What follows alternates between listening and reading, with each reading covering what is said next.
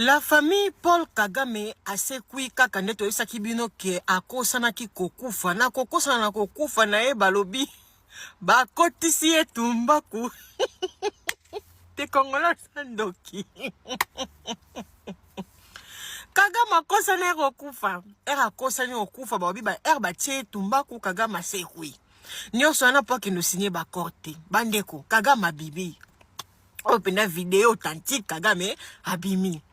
Boyebi que l'indépendance na bango ezalaki hier le 4 Kagame oliasa la discours ya makambo mboka na ye neni ezotambola toyesa bino ke te Kagame akomisaki RDC komaki mboka na ye boyoka lisolo aza kobeta nazotila bino yango alobi bino boyebi nde Félix akomaki mokonzi bino boyebi te bovanda wana na betela bino lisolo wana eza Kagame moto azoloba alobi Félix avandaki na bureau na ye babengi na téléphone babengi na téléphone Félix azui allo kika mutayebisi olingo koma président de la République Félix alobi pourquoi pas na koma président de la République eza makambo nga na lingaka naza ko souhaiter soki ye eye boyebi ki li solo wana ezalaka non ndenge eza wana babengaka nanu Fayulu mutaliboso nganga Fayulu boyebi Fayulu radical Félix asaleli ki mwana king makambo ngonde ana batata na ba comprendre tende yango yo Paul Kagame yeko yebisa biso non Félix avandaki to bengi ye Kabila wana ezobima na munoko ya Kagame alobi Kabila kanisaki asalaki affaire moko ya malunga alobi Kabila kanisaki asalaki eloko ya malunga ya kozwa Félix kokomisa ye président ozomona ke mutazolo bana regret na kati ya moto. Je vous dis Kagame parle avec son cœur. Il a tellement mal, ça saigne. Ayebiso eloko kosala te. Il est en train de pleurer bandeko. Nga natala kanaza kotala na body language na ye, sa façon de parler, il nous regrette tellement. Donc ba rater loko moko ba koke ko rater te ba travailler à vie na bango mobimba po ba annexer RDC na Rwanda kope baby kakaboy nana baby si kope wana Kabila kosala nini ko benga Félix Tshisekedi koma président ngala lobby Kagame est-ce que yo penda jour indépendance ya boka na yo il faut beta masolo ya Félix Tshisekedi tout le monde a yebi biso nyonso toza to yebi to yebi ba peut-être bazana kinde ba yebite ba bazana monde politique tende ba yebite biso nyoso to yebike Kabila pesa ka Félix Tshisekedi bokonzi bato kongo ne ba yebakate ba yo kanaki yo protéger biloko nanga OK ko sala ngelo ko moko te mutu ye moko a mitrair c'est Joseph Kabila oui il faut dire la vérité ti Kabila pesi Félix Tshisekedi bokonzi. Il n'était pas d'accord, mais pesa qui en attendant simbisa qui sarabino ba simbisa ka mobali moko moi cité o simbelanga total langai na koya kozwa non. Yemoko Kabila na Félix ba yokani ba témoin bazalaki. Biso nyonso to yebi ke ba pesa Félix Tshisekedi bokonzi ya kopesa. Siko yo Kagame etalio na nini basi ba pesi soki ba pesa ki bokonzi na momo Kabila pesa ki deuxième mandat yango to leka ki na élection siko na ngwa pesa ki ami pesi pouvoir na minito nyonso okoloba tala Félix azala muyibi Félix azala détourneur Félix azala moteki pizza tokotika mwana mboka na biso te likolo na yo bolamba ye bokalinga ye bosala biso moko tokolamba ye tokokalinga ye me tokotika mino bato libanda bosala yango te jamais Paul Kagame a vandeli Félix Tshisekedi. Je vous dis obi kinga na comprendre te na vandi bona obite Félix Tshisekedi amona kina solo donc ba yelie penza bokonzi na peta lobi OK nazyango abin bazwaka nanu baboya te bosala makamlo kwa nani ote nani kombole nani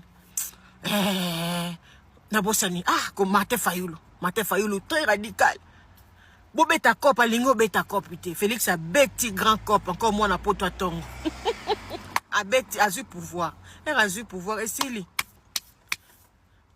alakisi Kabila masoko masoko akopa po mona ngweza boye boyo kasikoyo makamni ni Paul Kagame aza koloba pona Félix Tshisekedi aya landa benda kiti aya zo makopo mai makambweza bolanda ye. Vous ne devriez jamais oublier les choses par commodité. Savez-vous comment l'actuel président est devenu président? Il a juste été appelé au bureau et cet homme pensait qu'il faisait une bonne affaire et lui a remis le pouvoir. Savez-vous aussi qu'il y avait en fait des témoins, des chefs d'État? Le saviez-vous? L'un d'eux étant l'ancien président du Kenya, Uhuru Kenyatta, un autre étant le président de l'Égypte, Sisi, un autre étant le président Ramaphosa d'Afrique du Sud.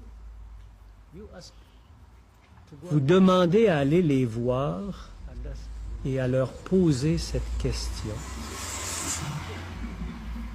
Alors, toute cette histoire, vous voyez, je souhaite qu'ils puissent en fait intervenir, avancer et dire « Hé, attendez une minute, attendez, ils connaissent déjà cette histoire. » Bandero, bino bavandi kuna boyebite. Oh, muzitu ye pa ye kuna te. Alobia ko kotika Martin Fayulu ke kowe la place ki premier ministre ndengwana te. Oh, ya kotika mutu te. Ayoki na ye kutu soni te. Muzitu aye. Muzitu akomo la président de la République. Alobi to yebi ke to zena biso bato tuba. To zaki na biso biloba.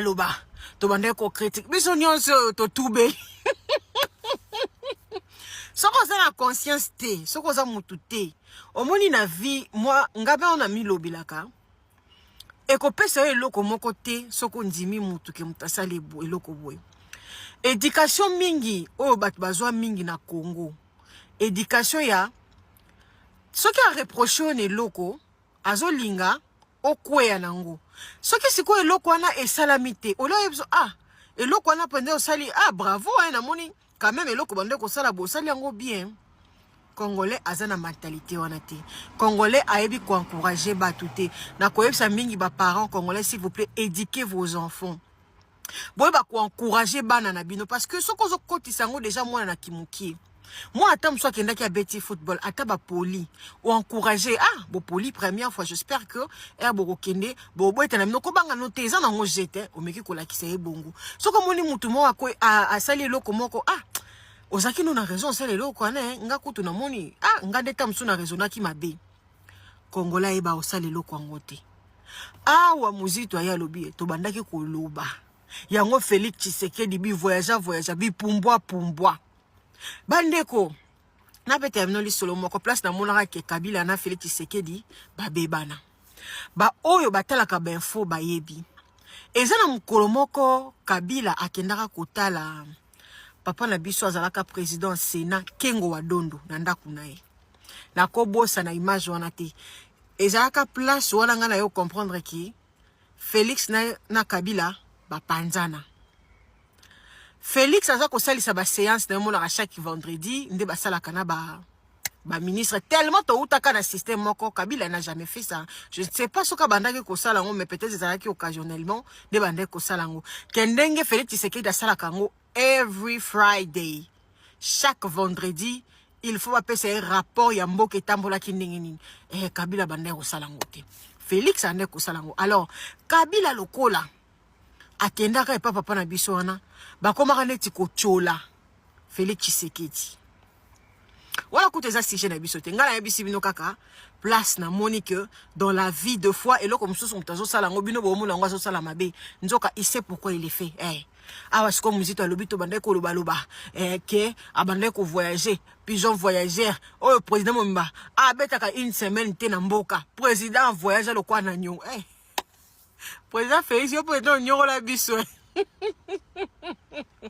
yo lala na me biso motolo po tozotala mbongo ezobima tie bande kopumbwa dépense nini na oyo bande kosalama bande kolokoloba mingi te boyoka muzito makambo nini bakosola na Félix Tshisekedi nde baza na bakowelela mama Julie Tuluka aza chance te moyo ozonga lisusu ezala te awa nga na oyebisa président pardon ye président de la république zongisela biso mutamba faut ça la carrière na ministère ya justice bomoni ndenge elamba amenda umelaka na ministère ya communication pour le moment tozana on a besoin mutu wana na affaires étrangères pe ko bouger nanu mama Thérèse Wagner te so ko bouger nzambe nanga kolola ngai na ko piquer crise.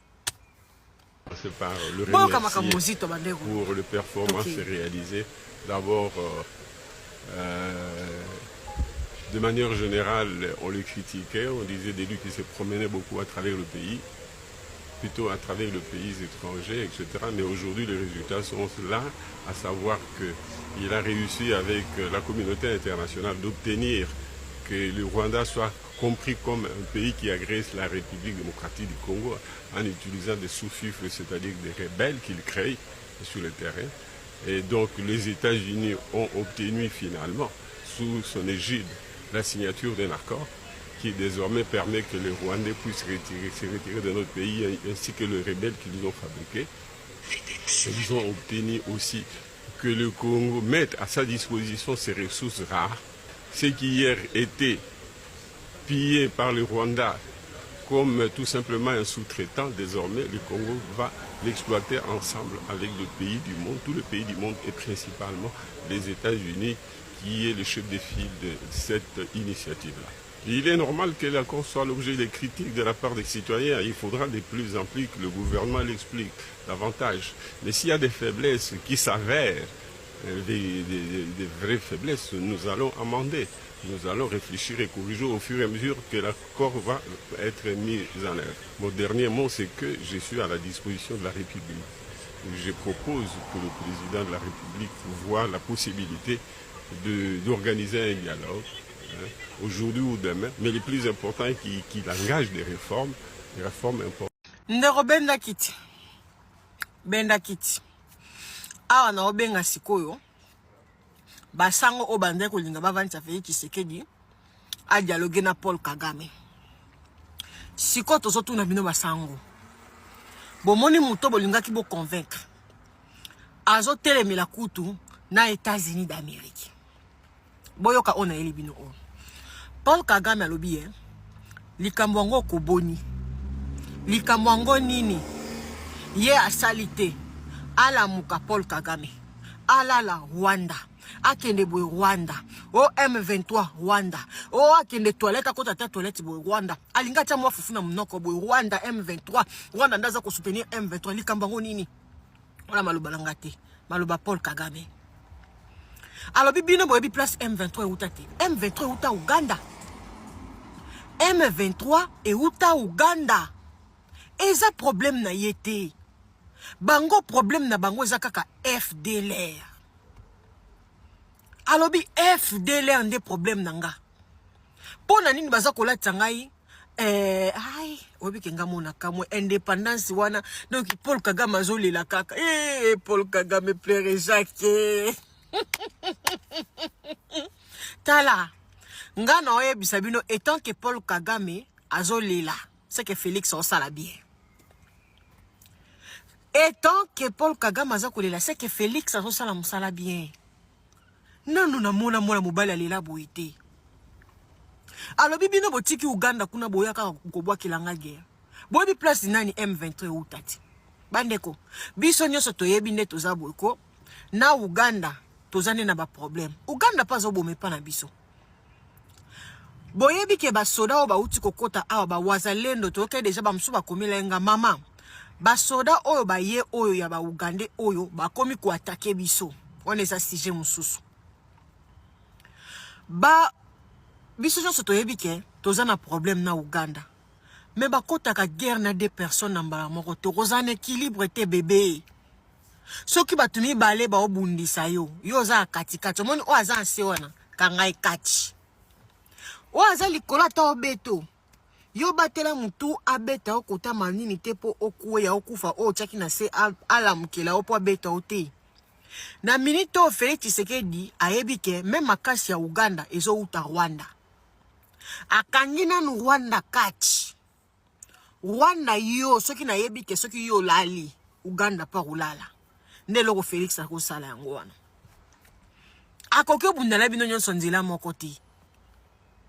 Awa Paul Kagame ayekolela alobi makambo ya M23 etali ete bokende Uganda. Siko bino basango. Bomoni ke ba obomela bino bandeko na bino boye koloba. Bolobi bokoye ko condamner Paul Kagame te parce que Paul Kagame aza s'occuper ndenge nini bandeko. Botala basango tozala bango. Botala basali ya Nzambe bazanga mawa vomi makile tanga. Tala situation bateli biso Corneille Nangaa lelo. Ba encourager Corneille Nangaa na mabe na insiste parce que moi je le sens. Biso to abato to sambela ka to na spiritualité. Je le sens que le sango mutu ba push Corneille Nangaa a tele m'appelle obi ah nazo sala ngo na mwana mobali. Eza basango. Nazo tele mnombo ka Paul Kagame. Paul Kagame alomini. Yé problème na ye za FDLR. FDLR a za problème na ye ya hier. Ya yesterday.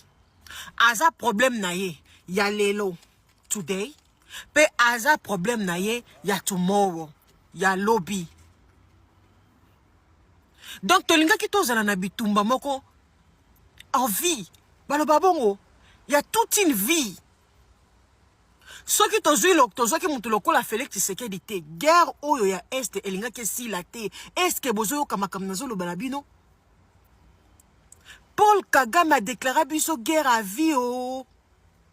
Basango makambo Paul Kagame azolo baboyoki te. Bokende kote ya na ba église na bino mabele ya mboka eza mabele. Makambo kutu ya mabele ya mboka Félix asa longi yango.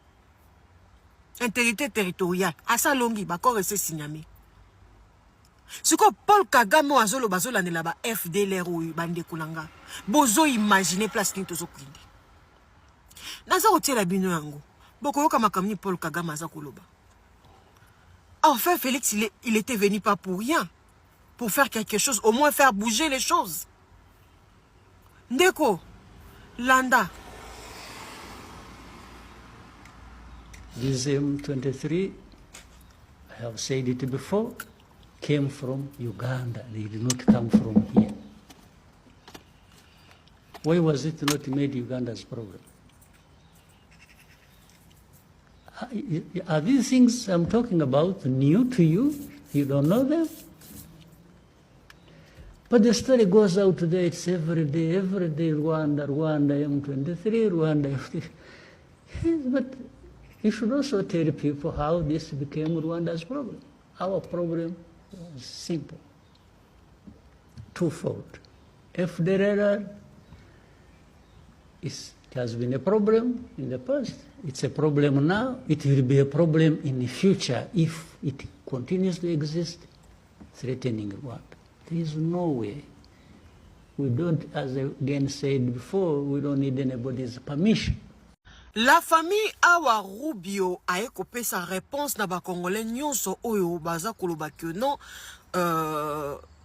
ba livrer ba minéré na biso na ba américain. Bandeko po benda ba kiti parce que makambo eza vraiment sérieux ya makasi.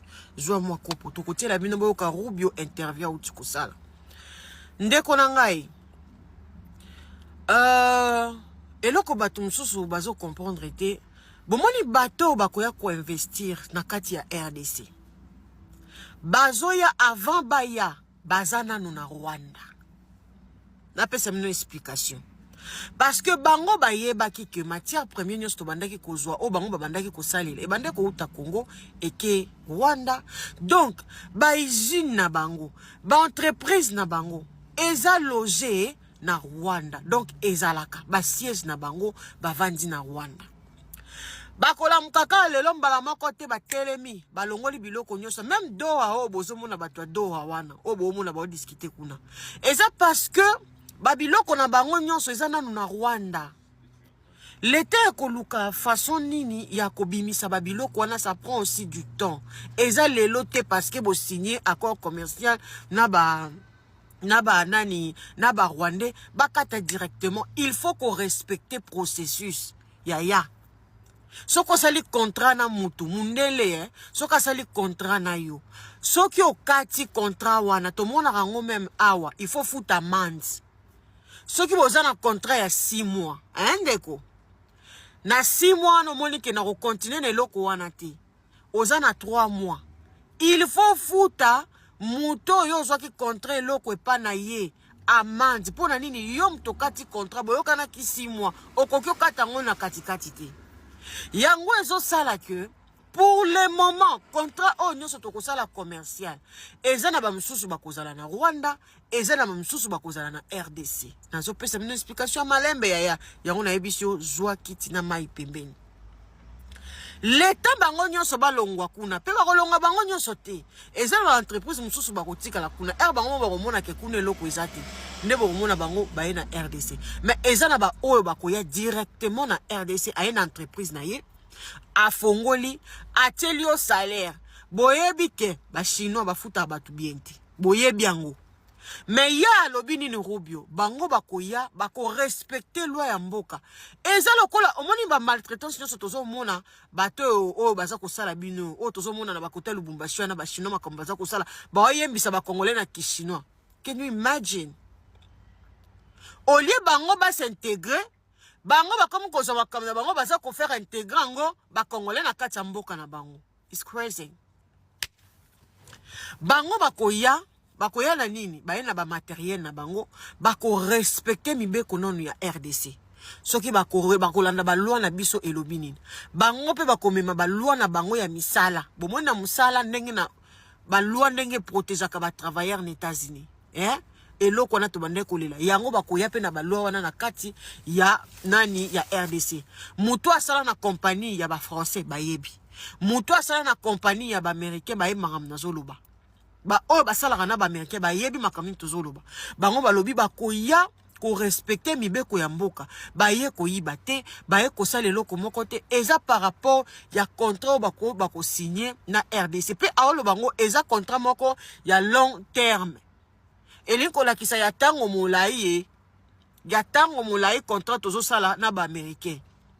Alors akopesa avantage nyonso na ba congolais bako respecter mibeko na biso bako tia o nyonso bako kotia ba sala bino ba confusion te ba belise bino maboma te o non ndenge za wana bayibi nini mutu azo yana matériel na ye yo zana produit mozana matériel te ya ye na matériel ayena mbongo na ye abandi ko fabriquer ateli salaire bino ba congolais ba chinois kuna bafuta bino combien na zando par mois, bah, faut autant sur $60, $70. Ce n'est pas normal. On vivre n'engeni. Yango kope zo si la te. Yango wana nazo kote la bino boyo kasko Rubio nenga za opesa explication ke bango baye ko yiba biloko ya mboka ya RDCT. Boyo kai. De l'accord minier entre les États-Unis et la RDC et le Rwanda.